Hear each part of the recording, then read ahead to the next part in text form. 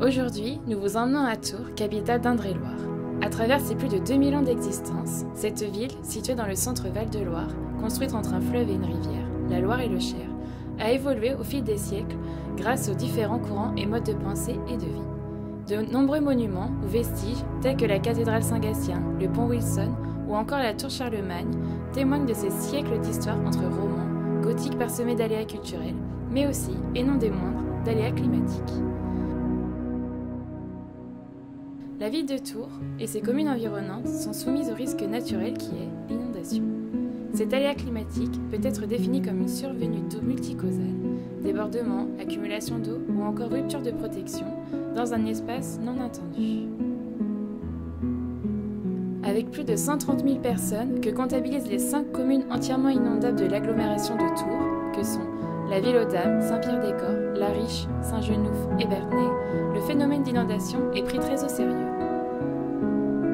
La ville a connu 3 crues successives en 1846, 56 et 66 qui ont permis d'écrire une partie de l'histoire de la ville de Tours, en partie grâce à leur effet dévastateur. C'est également le cas de Vaison-la-Romaine dans le Vaucluse qui a été complètement inondée suite à la crue de 1992. L'agglomération tourangelle, située en zone inondable, a donc dû prendre en compte ce risque naturel, en particulier dans la construction des quartiers, afin qu'ils soient capables de s'adapter et de résister à cet aléa climatique.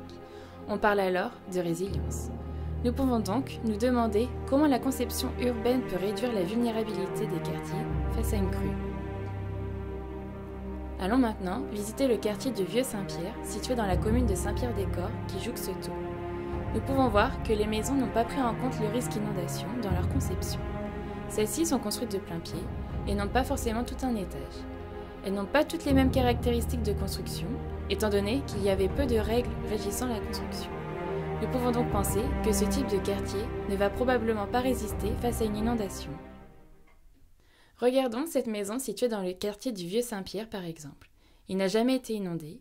Cependant, si une crue venait à apparaître comme celle apparue au Bourgeot, à Romorantin qui a connu une crue millénaire en 2016, cela pourrait avoir des répercussions catastrophiques. L'eau est montée pendant plus de 24 heures et a atteint 1,80 m dans certains commerces, ce qui a entraîné des dégâts conséquents. Nous imaginons bien les dégâts qu'une telle crue pourrait causer si l'eau était amenée à grimper à une telle hauteur d'eau dans ce quartier qui n'a jamais encore été inondé, et donc ne possédant aucun équipement contre les inondations. Pour éviter de tels désagréments, voire d'accidents dramatiques, les quartiers doivent maintenant respecter les normes de construction du PPRI afin d'être plus résilients aux inondations.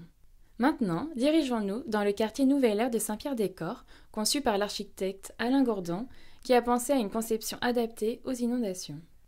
En se rapprochant des habitations, nous pouvons voir qu'elles sont construites sur pilotis et à 4 mètres du sol, correspondant à la plus haute crue connue. Les pièces de vie se trouvent donc à l'étage, ce qui diminue la surface bâtie au sol. Dans le cas d'une crue hors norme, l'eau monterait mais sans atteindre les habitations. Elle serait, par conséquent, protégée, même si cela modifie les possibilités de construction des maisons. Au sein de ce quartier, nous pouvons également voir la présence de bassins de rétention et de jardins partagés. Ceux-ci permettent